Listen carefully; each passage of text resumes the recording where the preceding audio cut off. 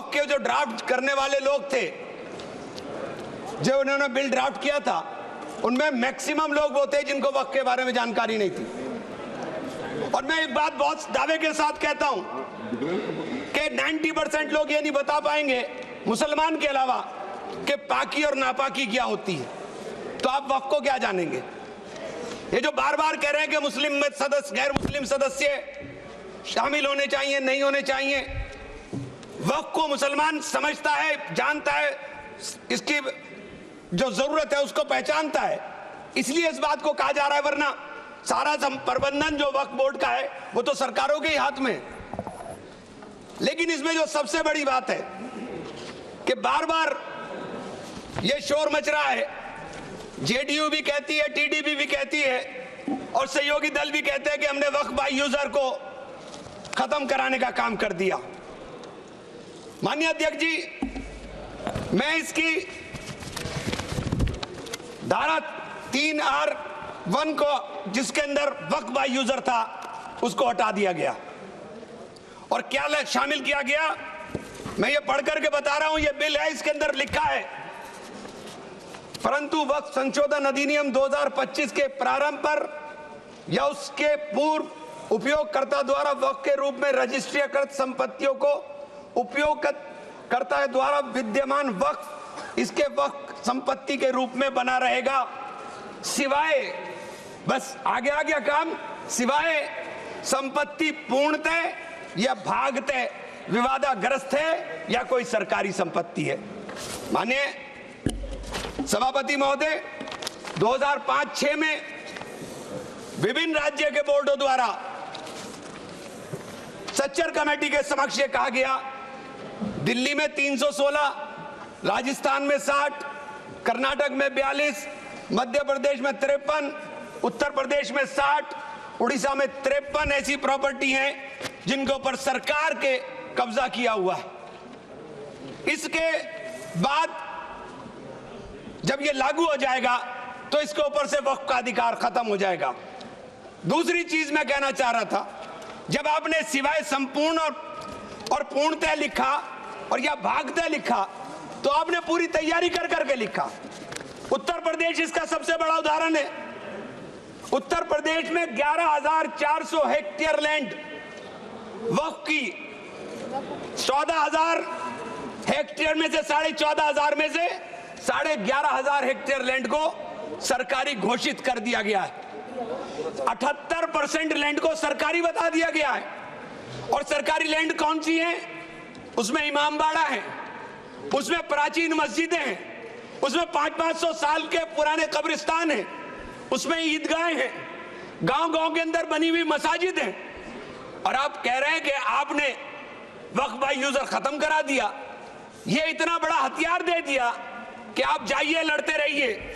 इसके साथ ही इन्होंने कहा कि साहब, अब जब कोई विवाद पैदा होगा तो उस विवाद की स्थिति में डेजिग्नेटेड ऑफिसर उसको सुनने का काम करेगा और वो तय करने का काम करेगा कि ये प्रॉपर्टी किसकी है। लेकिन वो तय कब करेगा, इसकी कोई समय सीमा नहीं। और जब तक वो तय नहीं करेगा, वो प्रॉपर्टी का मालिक सरकार रहने का काम करेगी। तो 11,500 हेक्टेयर लैंड तो उत्तर प्रदेश के अंदर, और कर्नाटक का विवाद सबके सामने है। बड़ा शोर मचा था कर्नाटक में। मैं गया कर्नाटक के अंदर क्या मान्यवर 1,12,000 एकड़ लैंड वक्फ बोर्ड की थी, जिसके अंदर से 71,000 एकड़ लैंड का अलॉटमेंट सरकार ने कर दिया और 19,000 और 20,000 के बीच में वहां के जो दरगाहों के या मुतवल्ली थे उन्होंने अपने परिवारों में बांट लिया। तो ये जो हंगामा बचा, 1999 में एक आदेश आ गया, वक्फ ऑलवेज वक्फ, तो ये पुराना आदेश नल एंड वाइड हो गया। सरकारें भाजपा की भी रही, कांग्रेस की भी रही, दोनों सरकारों ने नोटिस इश्यू किए। मैं उन नोटिस की कॉपी भी लेकर आया था। दोनों सरकारों ने नोटिस इश्यू किए, लेकिन जेपीसी ने हंगामा उतरा तो सब पूरा, हमारे चेयरमैन साहब भी हवाई जहाज लेकर के गए, लेकिन खोदा पाड़ निकली चुईया, वहां कुछ मिला ही नहीं। वहां कुछ नहीं मिला। इसी तरह से कहना चाहता हूं कि ये जो विवाद वाली स्थिति में आपने डेजिग्नेटेड ऑफिसर का प्रावधान किया, लेकिन उसके सामने ये नहीं लिखा कि ये कब तक तय करेगा। और आप बार बार कहते हैं कि साहब ये जो इसका संरचना होगी, इसकी 22 मेंबर वक्फ काउंसिल में होंगे, उसके अंदर 22 मेंबर में 10 मेंबर मुसलमान होंगे, सही है, 2 महिलाएं होंगी, सही है, लेकिन 12 मेंबर उसके अंदर नॉन मुस्लिम हो जाएंगे। वक्फ बोर्ड के अंदर पूरा का पूरा बहुमत गैर मुस्लिम भाइयों का हो जाएगा। मुझे इससे मतलब नहीं, क्योंकि मैंने अभी कहा कि भाई आप दूसरे जो ट्रस्ट हैं या जो दूसरे धर्म के ट्रस्ट हैं, उनके अंदर क्या आप दूसरे धर्म के लोगों को शामिल करने की अनुमति देंगे? नहीं है। काशी विश्वनाथ ट्रस्ट है उत्तर प्रदेश के अंदर, उसका अध्यक्ष पदेन अध्यक्ष जिलाधिकारी होता है, लेकिन उसमें एक क्लॉज लिखा हुआ है कि अगर किसी समय कोई जिलाधिकारी मुसलमान होगा तो उससे नीचे का या उससे ऊपर का अधिकारी उसका पदेन चेयरमैन होगा।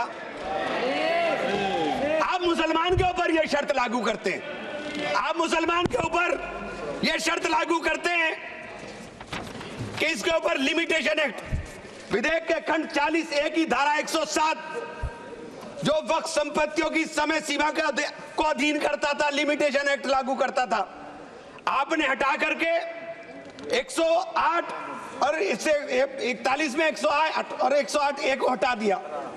1995 का जो वक्फ अधिनियम है उसकी प्रायज्यता पर रोक लगा दी थी, जिसका अर्थ है कानूनी दावों के समय पाबंदी के बिना आगे बढ़ाया जा सकता है। अब आपने रास्ता खोल दिया वक्फ प्रॉपर्टीज के ऊपर मुकदमों के लिए।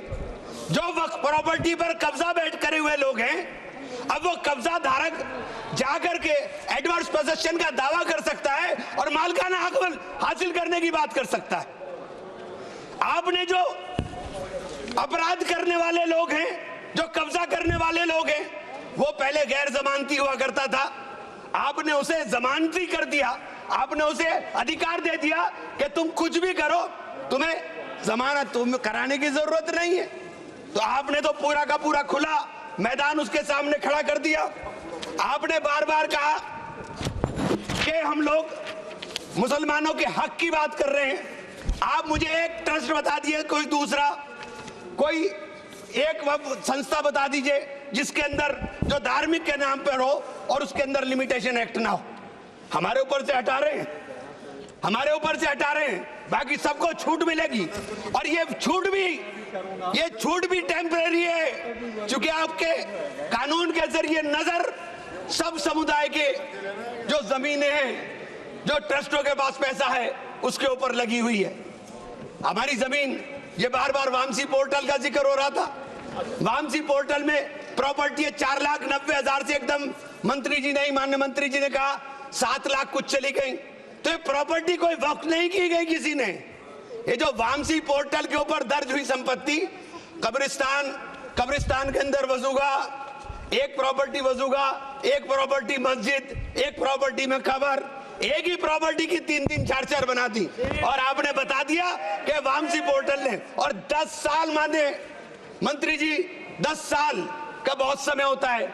जो काम आप 10 साल में पूरी संपत्तियों का रजिस्ट्रेशन नहीं कर सके, मान्यवर प्लीज सब प्लीज आप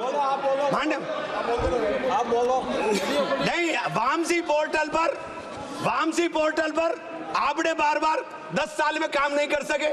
आप कह रहे हैं कि 6 महीने के अंदर सारी संपत्तियों का रजिस्ट्रेशन करा लेना, और सारी संपत्तियों का अगर रजिस्ट्रेशन नहीं होगा तो वो संपत्तियां वक्फ की नहीं बचेंगी। रजिस्ट्रेशन कौन करेगा? रजिस्ट्रेशन आपके अधिकारी करेंगे। जब 10 साल में नहीं कर सके तो 6 महीने में कैसे करेंगे? और ये पूरी तरीके से संविधान विरोधी कानून है। अनुच्छेद 14, अनुच्छेद 16, अनुच्छेद 26 और अनुच्छेद 25 का सीधे ओवरलैपिंग करने का काम करता है। आपसे अनुरोध है कि माननीय 2 मिनट का समय और दे दें। ये बार बार कहते हैं कि प्रैक्टिसिंग मुस्लिम आप एक बात बता दीजिए, आप प्रैक्टिसिंग मुस्लिम की बात कर रहे हैं, आप किस तरह तय करेंगे कौन प्रैक्टिसिंग मुस्लिम है? ये कौन बताएगा कि आपकी क्या परिभाषा है प्रैक्टिसिंग मुस्लिम की? सारे मुसलमान 5 वक्त नमाज नहीं पढ़ते, सारे मुसलमान रोजा भी नहीं रखते, और उसका पैमाना क्या होगा कि वो मुसलमान है कि नहीं है? तो ये आपने रास्ते इस तरह खोल करके ये सीधे सीधे जो संविधान के अंदर हमारी धारा 14 में अधिकार है उसके ऊपर आपने अतिक्रमण करने का काम कर दिया। मैं आप लोग एक माननीय चेन्नप्पा रेड्डी के एक कथन को जरूर कहना चाहूंगा। हमारी परंपरा में सहिष्णुता सिखाती है, हमारा संविधान, ये संविधान हमें सहिष्णुता का अभ्यास कराता है, हमें इसे कमजोर नहीं करना चाहिए। यही संरक्षण दे रहा है हमें।